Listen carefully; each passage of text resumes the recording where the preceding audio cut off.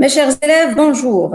Donc, dans ce live, je vais le consacrer pour faire un rappel de deux parties de l'immunité de l'organisme. La première partie en relation avec l'immunité naturelle, non spécifique, ou bien l'immunité innée, et la deuxième partie en relation avec l'immunité spécifique acquise, ou bien l'immunité adaptative.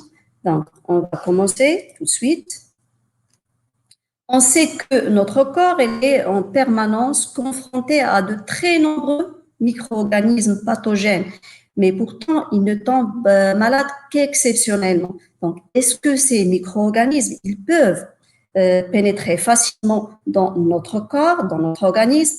Bien sûr que non, parce que notre corps, il possède des barrières naturelles. Et là, je parle de deux types, les barrières anatomiques mécaniques et aussi les barrières anatomiques chimiques. Par exemple, sur nos mains, sur aussi les cheveux, la peau en général, et sur la surface aussi des muqueuses, se trouvent de très nombreux micro-organismes. Certains, ils sont inoffensifs, alors que d'autres, ils sont pathogènes. Ils peuvent causer des maladies et même tuer l'individu.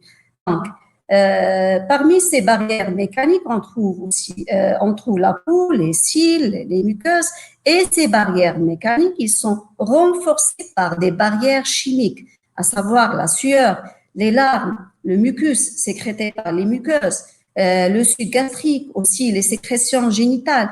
Et là, on voit, à partir de cette image, on voit ces deux types de barrières anatomiques, les barrières mécaniques, qui sont renforcées par des barrières chimiques, les larmes, la salive, le mucus, la sueur, etc.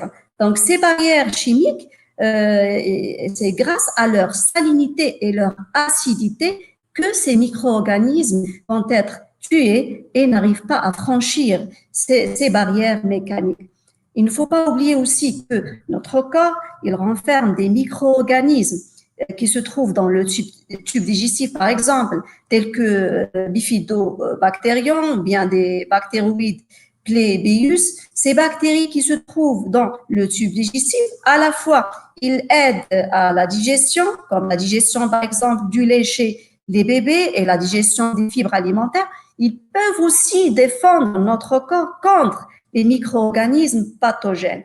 Donc, jusqu'à maintenant, on a parlé des barrières, mais ces barrières-là, ils peuvent échouer pour défendre notre corps. Donc, voilà ces barrières mécaniques qui défendent notre corps contre les agents pathogènes. Voilà. Voilà la peau. Et à la surface, on peut trouver aussi des micro-organismes pathogènes. Donc, ces barrières peuvent-elles toujours nous protéger?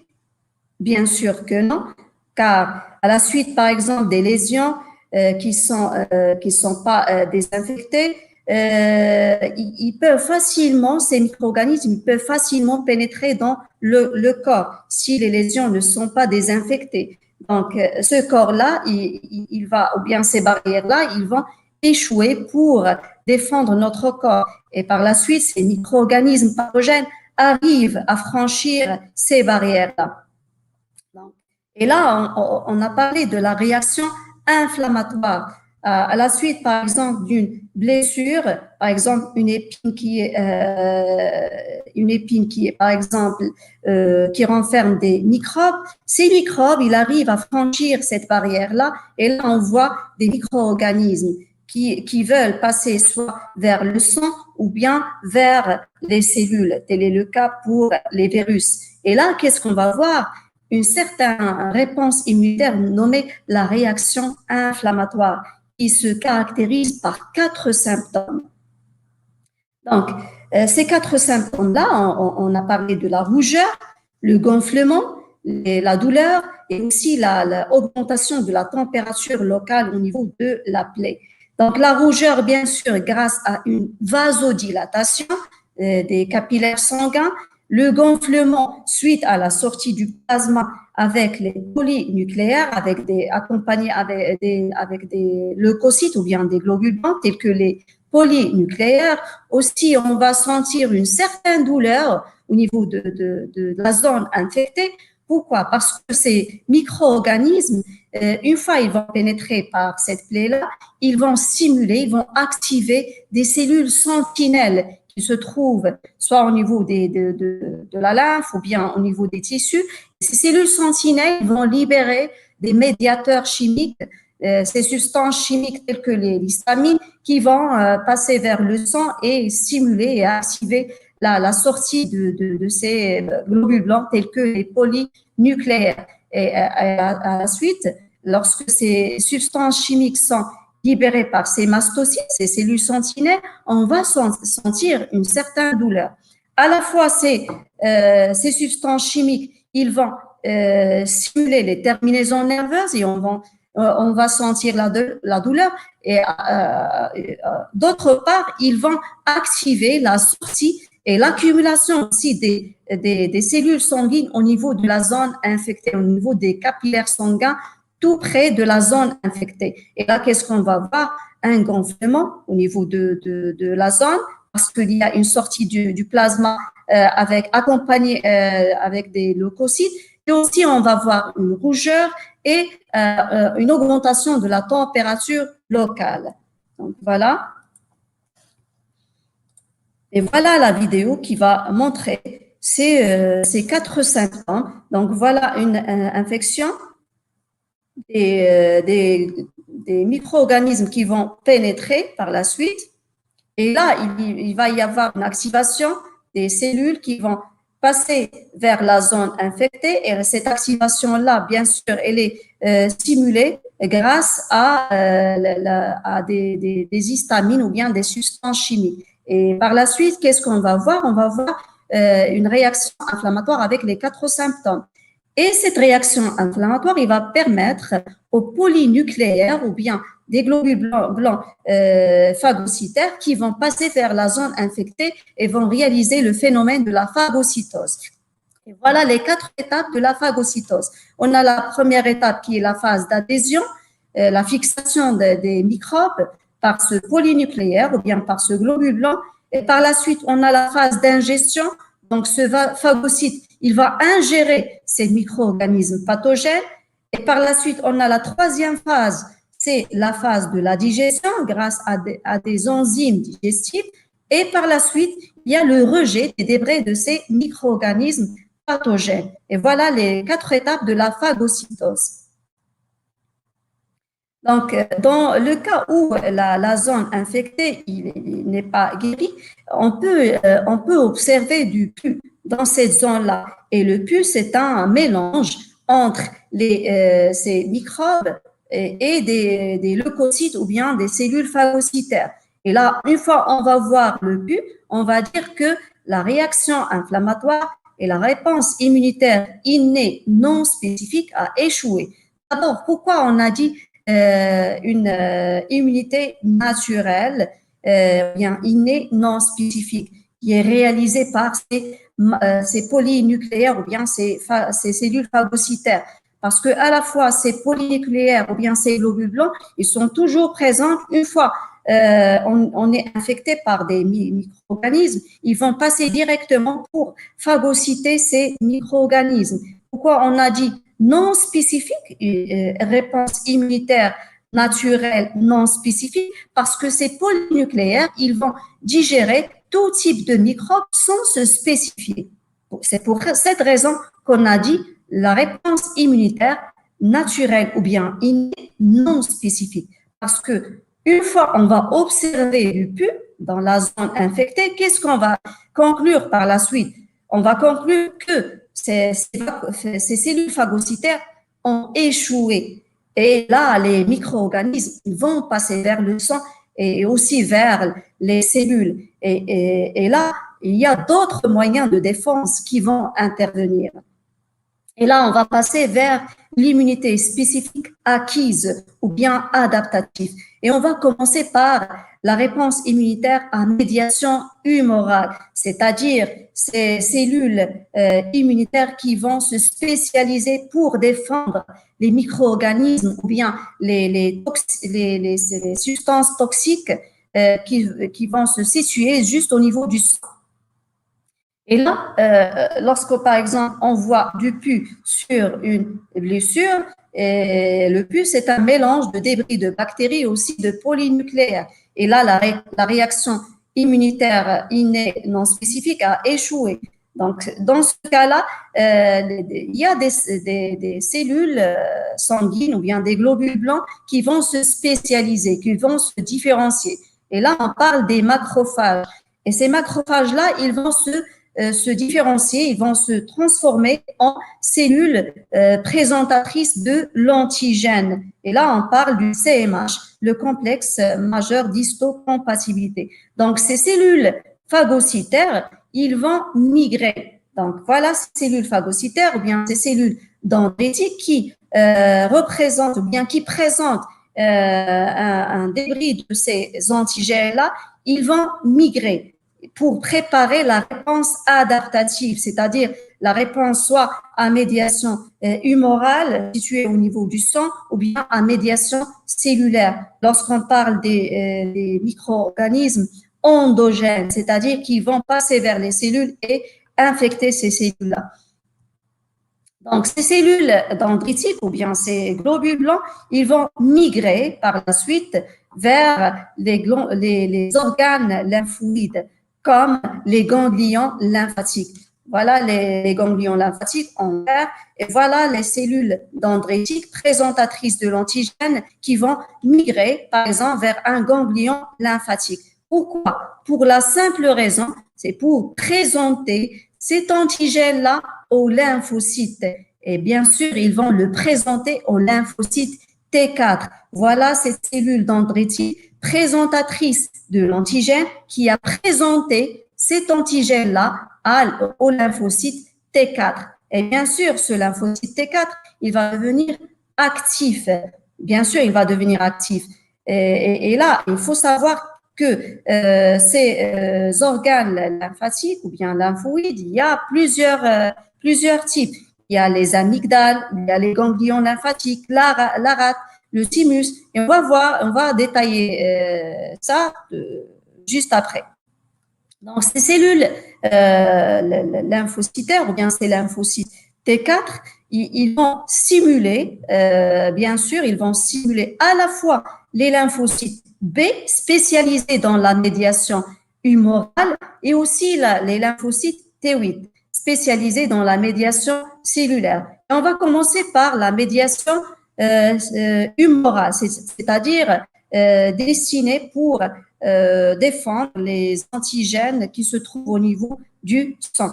Donc, ces lymphocytes T4 activés, ils vont bien sûr libérer des substances chimiques pour stimuler ces lymphocytes B. Donc, voilà les lymphocytes B activés. Qu'est-ce qu'elles vont faire par la suite? Ils vont se différencier en deux types. Les lymphocytes B mémoire et les lymphocytes B sécrétrices des anticorps. Et voilà ces lymphocytes B sécrétrices des anticorps qui vont se diviser, qui vont se cloner pour, bien sûr, défendre l'organisme. Et par la suite, ces lymphocytes sont nommés des plasmocytes. Les plasmocytes sont les lymphocytes B qui sécrètent des anticorps spécifiques. Et pourquoi j'ai dit anticorps spécifiques? Parce que chaque anticorps est spécifique pour un antigène donné. Et là, on parle de l'immunité spécifique. C'est pas comme les polynucléaires ou bien ces cellules phagocytaires qui vont phagocyter tout type de micro-organismes sans se spécifier. Non, chaque lymphocyte B est spécialisé pour lutter contre un antigène extracellulaire donné. Donc, une fois la concentration de ces anticorps est très élevée dans le sang, il va y avoir une formation du complexe humain, anticorps-antigène. Et la formation de ce complexe-là, il va faciliter l'absorption ou bien la phagocytose par le macrophage. Et par la suite, ce macrophage-là, il va digérer ce complexe humain et par la suite, il va rejeter les débris de ce complexe-là. Donc, comment se déroule cette réaction immunitaire humorale? Donc, on va détailler ça. La courbe suivante, il représente la quantité des anticorps anti-brucellose en unité arbitraire, là en vert, par rapport aussi au nombre de lymphocytes B. Donc, l'évolution dans le temps du nombre de lymphocytes B et de la quantité des anticorps dans le sang. C'est juste pour préciser que ces lymphocytes B, ce sont ces cellules-là qui sécrètent des anticorps. Et là, on parle des plasmocytes, les lymphocytes B qui sécrètent les anticorps spécifiques. Donc, l'expérience suivante, c'est qui représente là, on a injecté l'antigène, et là, comme exemple, salmonelle, ce sont des bactéries. Et par la suite, une fois on a injecté cet antigène-là, on a prélevé du sérum dans quelques jours. Et lorsqu'on dit sérum, c'est un mélange d'anticorps et du plasma. Donc, on a dit que une fois notre corps est infecté ou bien il est attaqué par des antigènes extracellulaires, les lymphocytes B ou bien les plasmocytes, ces lymphocytes B sécrétrices des anticorps, ils vont sécréter ces anticorps spécifiques. Et là, le taux d'anticorps dans le sang, il va être très élevé. Là, on va prélever du sérum. Et après, on va détecter est-ce que ce sérum-là qui renferme ces anticorps, qui va désactiver ces bactéries-là. Et là, on voit que le résultat observé là dans cette expérience, immobilisation des salmonelles, parce que le rôle des anticorps, c'est de se fixer sur ces antigènes-là pour faciliter la phagocytose des macrophages. Et là, lorsqu'on dit dans cet exemple-là sérum, c'est-à-dire anticorps spécifique qui va se fixer sur ces salmonelles, là, on va parler du complexe humain, c'est-à-dire anticorps spécifique avec l'antigène. Donc, toujours avec l'expérience de Gustave Moussal, donc, on a prélevé des cellules dans un ganglion lymphatique. Et on a isolé les phagocytes et les lymphocytes et on les place dans un liquide nutritif. Voilà des phagocytes et voilà des lymphocytes B. Et on a ajouté les salmonelles. Résultat pour la première expérience, salmonelle toujours mobile. Et pour la deuxième expérience, salmonelle immobilisée. Donc, qui va immobiliser les bactéries là, les salmonelles, ce sont les lymphocytes B. Et grâce à quoi, bien sûr? Grâce aux anticorps qui ont sécrétés. Comme la courbe qu'on a vue tout à l'heure.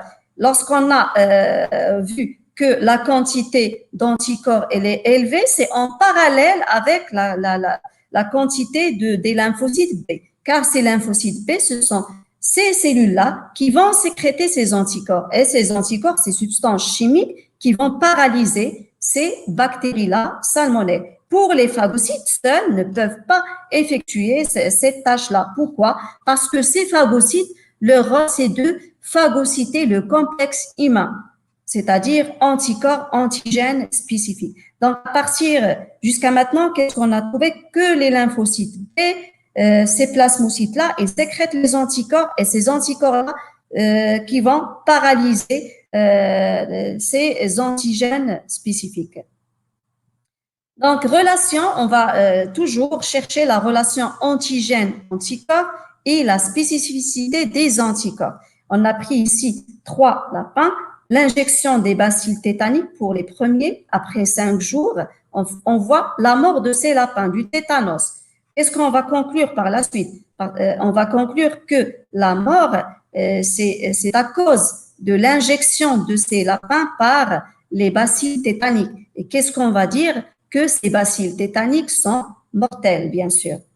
Donc, pourquoi ces bacilles, ils vont par la suite provoquer la mort de ces lapins-là? Parce que ces lapins ne sont pas vaccinés au préalable contre ces bacilles tétaniques. Et on sait que les bacilles tétaniques, ils sécrètent des substances toxiques et ils provoquent la toxémie. C'est pour cette raison que ces lapins meurent par la suite. Pour l'expérience 2, on a injecté des bacilles tétaniques et par la suite, on va injecter du plasma de lapin qui ayant guéri du tétanos. Donc, ce lapin-là, il est immunisé, il est déjà vacciné. Là, elle est guérie contre le tétanos. Après, ce lapin-là, on l'a injecté par du plasma ou bien tout simplement par du sérum. Donc, on a pris le plasma de ce lapin-là, on l'a injecté au deuxième lapin et par la suite, qu'est-ce qu'on voit? La survie de ces lapins-là. Pourquoi? Parce que le sérum ou bien le plasma qu'on a prélevé de ces lapins-là, ils ont aidé, ils vont permettre la survie de ces lapins-là. D'accord? Et ce lapin, il a effectué ce qu'on appelle la sérothérapie, c'est-à-dire l'injection par du sérum. Et le sérum, c'est un mélange d'anticorps et du plasma. Des anticorps, bien sûr, spécifiques dans ce cas, anti-tétanos. Pour le troisième groupe, injection des bacilles diphtériques et par la suite, injection du plasma de lapin ayant guéri du tétanos. Donc, le plasma qui renferme des anticorps spécifiques contre le tétanos et pas contre la diphtérie. Et là, on parle de la spécificité des anticorps. Donc, qu'est-ce qu'on voit par la suite? La mort des lapins. Pourquoi? Parce que ce lapin-là, on lui a donné des anticorps anti-tétanos et pas anti-diphtérie. C'est pour cette raison qu'on dit l'immunité spécifique, c'est-à-dire chaque anticorps, il est spécifique d'un antigène donné. Et c'est là la relation entre antigène et anticorps. On passe. Toujours pour toujours renforcer vos connaissances. Donc là, on a une autre expérience, un lot de cobayes immunisés contre la diphtérie. Lorsque je dis immunisés, c'est-à-dire ayant guéri de cette maladie-là mortelle. Donc, 3 cobayes A, B, C. Pour le cobaye A, on l'a injecté par la toxine diphtérique. Donc, on voit une survie de ce cobaye A. Qu'est-ce qu'on va dire par la suite? Le cobaye A, il reste vivant car même si on l'a injecté avec la toxine diphtérique, mais elle est immunisée.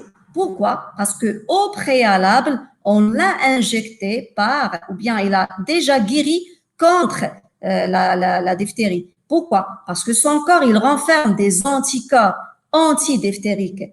Et nous, on a bien sûr une mémoire immunitaire, une mémoire qu'on a acquis, qu'on a déjà acquis au préalable. Et là, ces cobayes A, ils ont cette mémoire immunitaire. Il les a aidés à guérir et à survivre contre ces diphtéries-là, contre ces bacilles diphtériques, bien ces toxines diphtériques. Pour le cobaye B, déjà guéri de la diphtérie, on a prélevé le sérum, donc le sérum de B, et on l'a injecté au cobaye D, et en même temps, on l'a injecté avec la toxine diphtérique. Qu'est-ce qu'on va voir par la suite? Toujours la guérison du cobaye D. Pourquoi? Parce que on a effectué ce qu'on appelle la sérothérapie, l'injection du sérum, et le sérum prélevé du cobaye P, il renferme des anticorps spécifiques antidiphtériques. Pour le cobaye C, on va voir est-ce que les lymphocytes prélevés du cobaye C, si on les injecte à un autre cobaye E, et en même temps on va l'injecter avec la toxine diphtérique, est-ce que ces lymphocytes, ils vont aider ce cobaye à survivre? Bien sûr que non, parce que qui va intervenir dans pour défendre ces antigènes-là, ces toxines diphtériques, bien sûr, les anticorps. Et les anticorps, ils ont leur action au niveau du sang. Ces anticorps-là, bien sûr, ils vont paralyser ces toxines diphtériques-là. Et ces lymphocytes, là, prélevés sur B ou bien sur C, ils vont pas immobiliser ces toxines-là, ils vont pas défendre ou bien détruire ces toxines-là.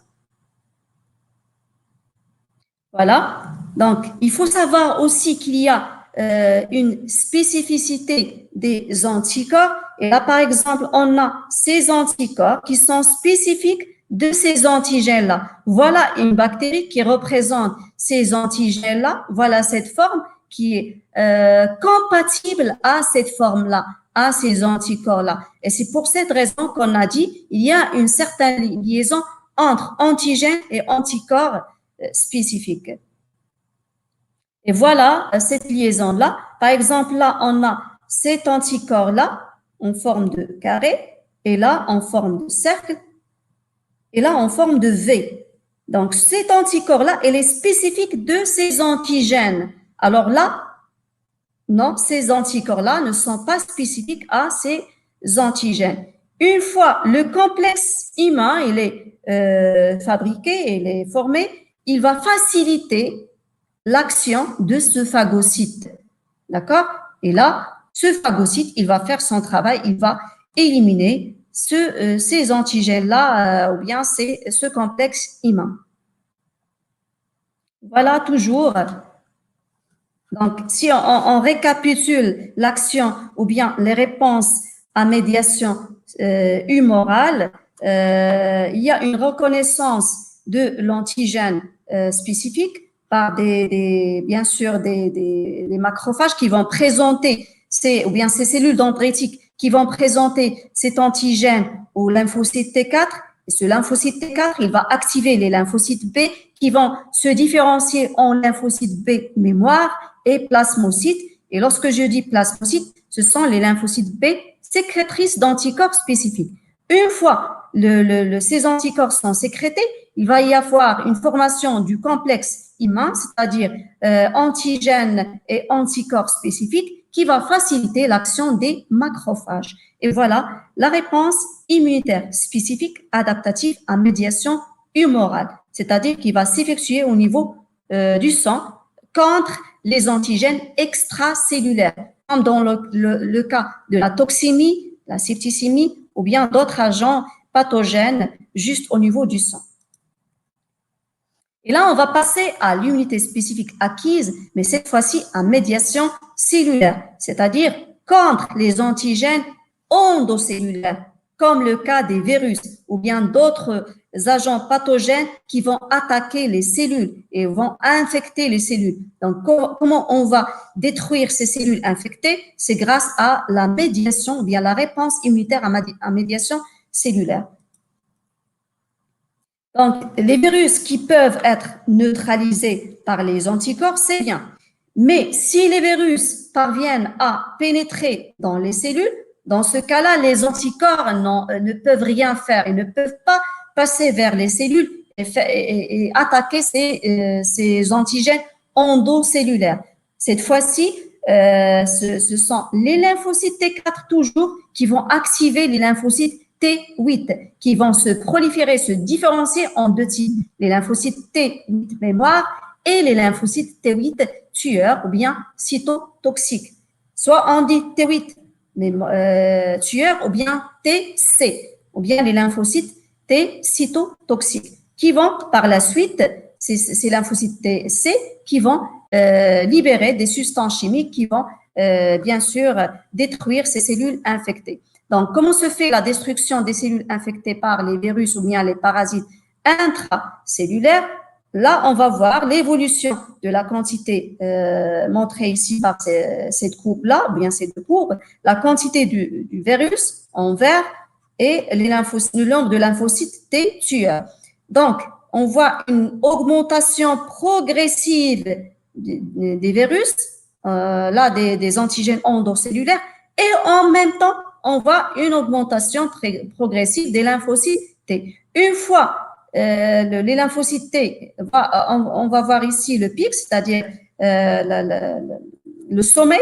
Voilà les virus qui vont par la suite diminuer de leur quantité. Et là, qu'est-ce qu'on va déduire? On va déduire que ces lymphocytes T, ce sont ces cellules-là qui vont défendre, qui vont attaquer ces virus ou bien ces antigènes endocellulaires. Donc, toujours dans le cas des lymphocytes T et leur action, les lymphocytes T8, je parle, bien sûr les T8 tueurs, on a pris ces souris-là, on les a injectées par le BCG. Et on sait que le BCG, c'est le vaccin anti-bacille de Koch, anti-tuberculose. Après 15 jours, on va prélever le sérum et aussi on va prélever des lymphocytes. Là, le but de cette expérience, c'est de chercher qui est le responsable ou bien qui va se mettre en action pour détruire les cellules infectées par les bacilles de la tuberculose ou bien les bacilles de Koch. Donc, le sérum, on va l'injecter à cette souris-là, la souris B.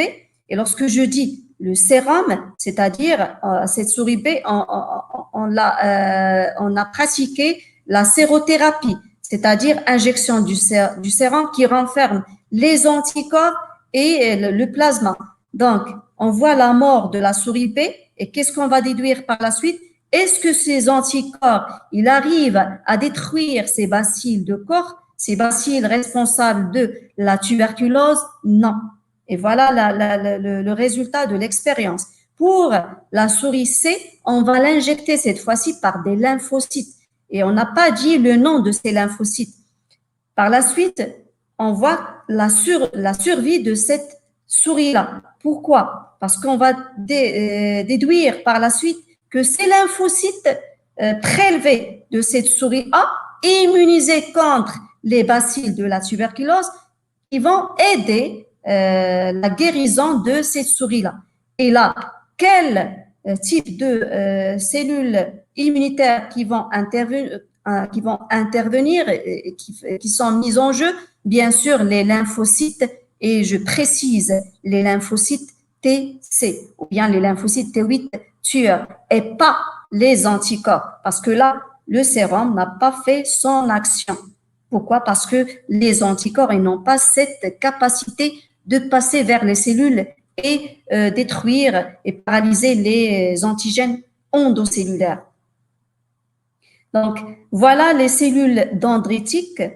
On va faire un petit rappel toujours. Ces cellules dendritiques présentatrices de l'antigène qui vont par la suite activer les lymphocytes T4 et ces cellules dendritiques, une fois ils vont activer ces lymphocytes T4, bien sûr, les lymphocytes T4 qui vont se différencier en T4 mémoire et T4 auxiliaire. Ces T4 auxiliaires qui vont s'activer, bien sûr, et bien sûr, lorsqu'ils vont s'activer, ils vont, à leur tour, ils vont stimuler les lymphocytes T8 qui vont entrer en action pour détruire ces antigènes endocellulaires.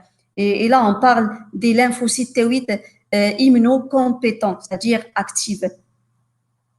Et voilà ces lymphocytes T8 qui vont se différencier en T8 mémoire et T8 cytotoxique ou bien T8 tueur. Voilà. Et c'est TC, c'est lymphocytes TC ou bien T8 tueurs qui vont libérer des substances chimiques. Ces substances chimiques qui vont par la suite éliminer ces cellules cancéreuses ou bien ces cellules infectées par ces antigènes endocellulaires, tel est le cas des virus. Et voilà des lymphocytes T8 tueurs accolés à une cellule infectée par des virus au début de leur destruction. Donc, comment s'effectue la destruction des cellules infectées par des virus ou bien par un antigène endocellulaire? Voilà la première expérience, virus de chorioméningite. Une semaine après, on va prélever des lymphocytes T. D'accord? Pour la deuxième, donc les lymphocytes T de l'expérience A, c'est-à-dire prélevés de cette souris-là, on va voir son action et là, on va voir des cellules qui sont non détruites et les cellules qui sont non infectées. Et là, qu'est-ce qu'on va déduire par la suite? Que ce sont les lymphocytes T ou bien plus précisément les lymphocytes TC qui vont se mettre en jeu pour détruire les cellules infectées. C'est-à-dire la destruction des cellules infectées ou bien les cellules cancéreuses s'effectue grâce à ces lymphocytes T8 tueurs ou bien TC cytotoxiques.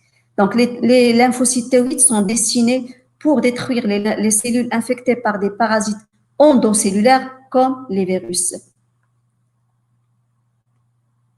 Voilà.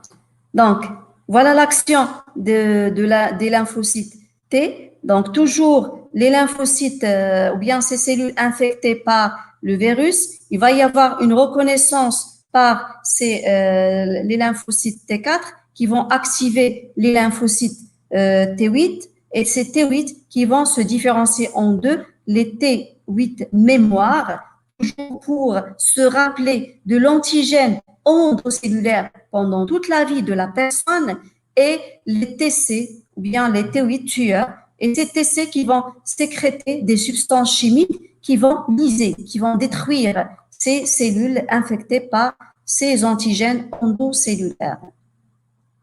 Donc, voilà les substances impliquées dans la destruction des cellules infectées et voilà ces lymphocytes T8 ou bien cytotoxiques qui vont détruire ces cellules infectées par ces virus-là, par exemple.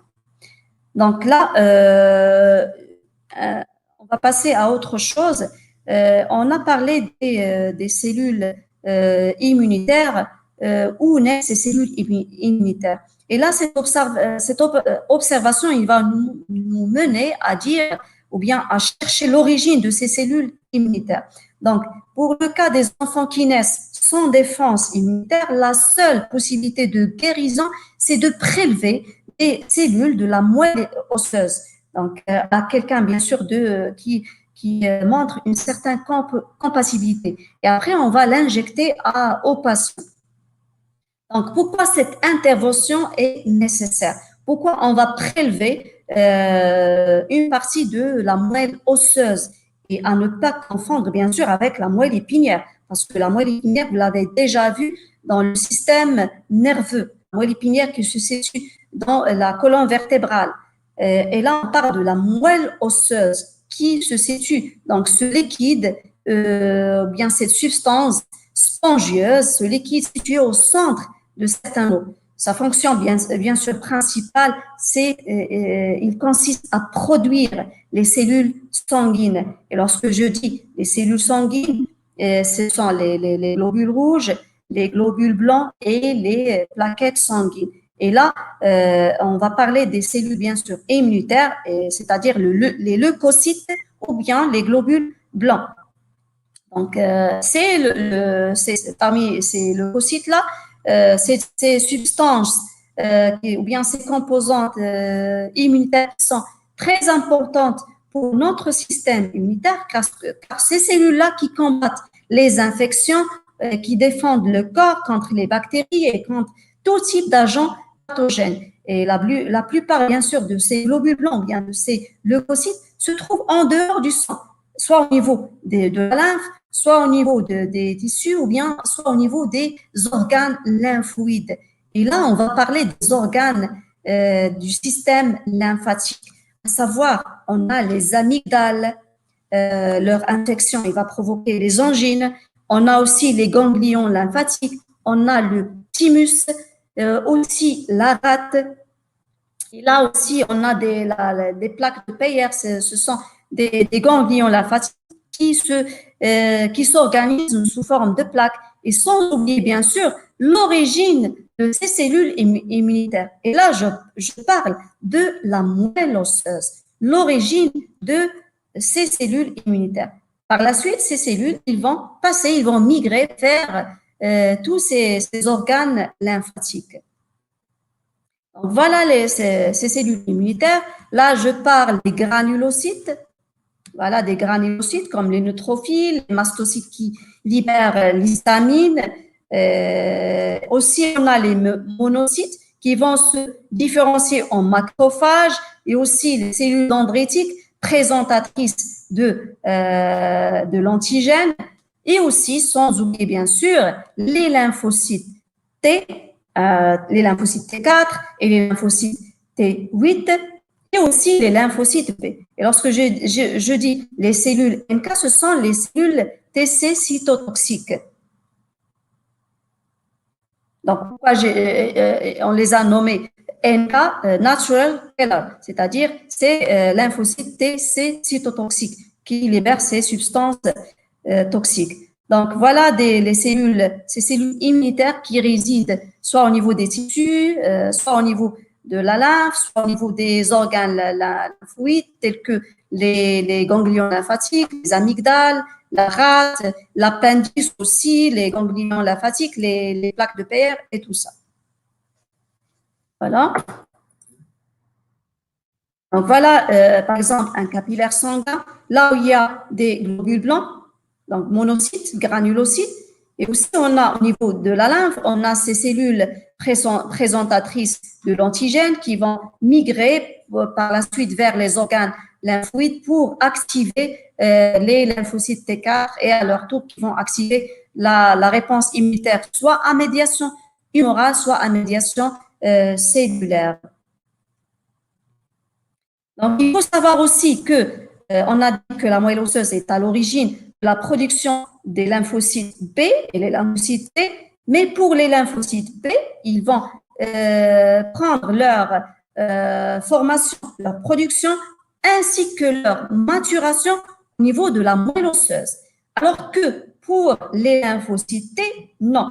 Ils vont se produire au niveau de la moelle osseuse, mais ils vont terminer leur maturation au niveau du thymus. Je parle ici de la formation des lymphocytes pré-T, c'est-à-dire qu'ils ne sont pas encore matures. Ils vont terminer leur maturation au niveau du thymus, d'où leur nom, les lymphocytes T, grâce à cette lettre là, T, thymus. Pour les lymphocytes B, ils prennent leur nom à partir de certains organes lymphoïdes observés chez les oiseaux, les bourses de Fabricius.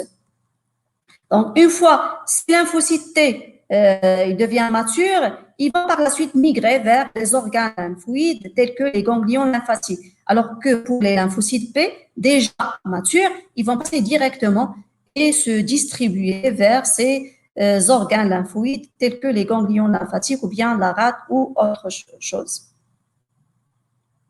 Donc là, on va chercher la relation entre les cellules immunitaires. Est-ce qu'il y a une relation? Est-ce qu'il y a une coopération? Est-ce qu'il y a une communication entre ces cellules immunitaires? Et pour cette raison, on va parler de l'expérience réalisée en 1967 par Mosier, qui a isolé des macrophages et des lymphocytes, les lymphocytes B et les lymphocytes T, d'une souris saine. Il a ensuite disposé ces leucocytes, c'est-à-dire ces globules blancs, dans 3 milieux de culture, en présence de globules rouges de mouton, les GRM, globules rouges du mouton. Les GRM, bien sûr, ils vont jouer dans l'expérience le rôle d'antigène. Donc, le tableau suivant, il résume les conditions et les résultats de l'expérience. Et bien sûr, la production des anticorps signifie que la réponse immunitaire spécifique a eu lieu. Et voilà l'expérience présentée sous forme de tableau. Donc, voilà les 3 milieux de culture. On va commencer par le premier milieu. Donc, il y a absence de macrophages, présence des lymphocytes B et T, bien sûr, présence de l'antigène, les GRM, globules rouges du mouton. Il y a là, pour le résultat, pas de production d'anticorps contre les GRM. Pour le deuxième milieu de culture, présence des macrophages, présence des lymphocytes et présence de l'antigène GRM. Et qu'est-ce qu'on voit? La production d'anticorps. On passe au troisième milieu de culture. Présence des macrophages, absence des lymphocytes BT, antigène et les présents, les GRM, pas de production d'anticorps contre les GRM. Donc, qu'est-ce qu'on va conclure par la suite? Donc, pour le deuxième milieu de culture, il y a production d'anticorps contre les GRM.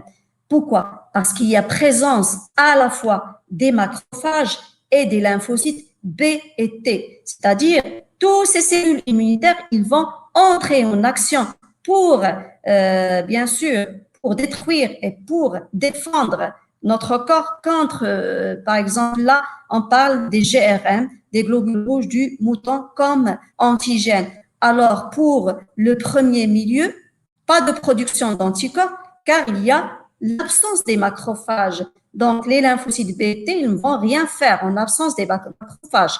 Même chose pour le milieu 3. Puisqu'il y a absence des lymphocytes T et T, donc les macrophages, ils ne vont rien faire toutes seules. Donc là, pas de production d'anticorps. Donc, qu'est-ce qu'on va conclure à partir de cette expérience de Mosier? Bien sûr, il y a une certaine coopération cellulaire entre toutes les cellules immunitaires de notre corps.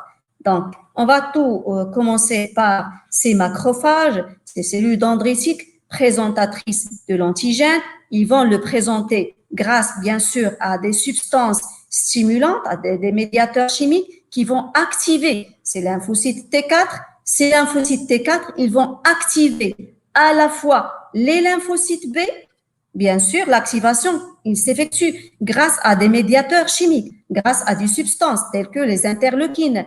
Et ces lymphocytes B, à leur tour, ils vont se différencier en deux. Les B mémoires, pourquoi? Pour se rappeler pendant toute la vie de la personne de l'antigène qui les a provoqués à, bien sûr, à être sécrétés. Et aussi les lymphocytes B sécrétrices d'anticorps, c'est-à-dire les plasmocytes. Et voilà les anticorps qui vont être sécrétés au niveau du sang et qui vont paralyser l'action et ils vont immobiliser, bien sûr, les antigènes extracellulaires. Et là, on a parlé de la réponse immunitaire à médiation humorale. La même chose pour les lymphocytes T8. Supposons que l'antigène il est de type endocellulaire. Donc, T4, il va activer en même temps les lymphocytes T8. Et ces lymphocytes T8, bien sûr, ils vont se différencier en deux types. Les lymphocytes T8 mémoire pour se rappeler pendant toute la vie de l'antigène endocellulaire qui les a provoqués, qui les a stimulés pour être sécrétés. Et les lymphocytes, bien sûr, TC cytotoxiques qui vont, bien sûr, libérer des substances cytotoxiques qui vont lyser ou bien qui vont détruire les cellules infectées par ces antigènes endocellulaires. Et là, qu'est-ce qu'on a vu? Une certaine coopération cellulaire, une certaine communication et une certaine collaboration entre ces cellules immunitaires. Et là, il faut aussi ne pas oublier que pour continuer et pour mieux renforcer vos connaissances, il faut toujours refaire chaque fois les cours et se rappeler des cours. Et il ne faut pas oublier aussi de réaliser le plus d'exercices pour, bien sûr, renforcer vos connaissances. Donc, il y a des voilà. Est-ce qu'il y a des réponses ou bien il y a des questions de la part des élèves? Est-ce que vous, oui, je vais lire, et comment ne pas être exposé à ces virus? Donc la question, même si on est atteint. Donc la question n'est pas lisible, n'est pas bien claire. Il faut, s'il vous plaît, il faut interagir, il faut donner des questions. Mais les questions, elles doivent être bien formulées, s'il vous plaît, pour la prochaine fois. Donc, d'ici une autre séance, portez-vous bien et à la prochaine. Il ne faut pas oublier aussi que pour la partie, ou bien pour le même cours, mais en arabe, il va être réalisé pour le lundi, la séance du lundi. Donc, jusqu'à cette séance, portez-vous bien et à la prochaine. Et merci pour votre attention.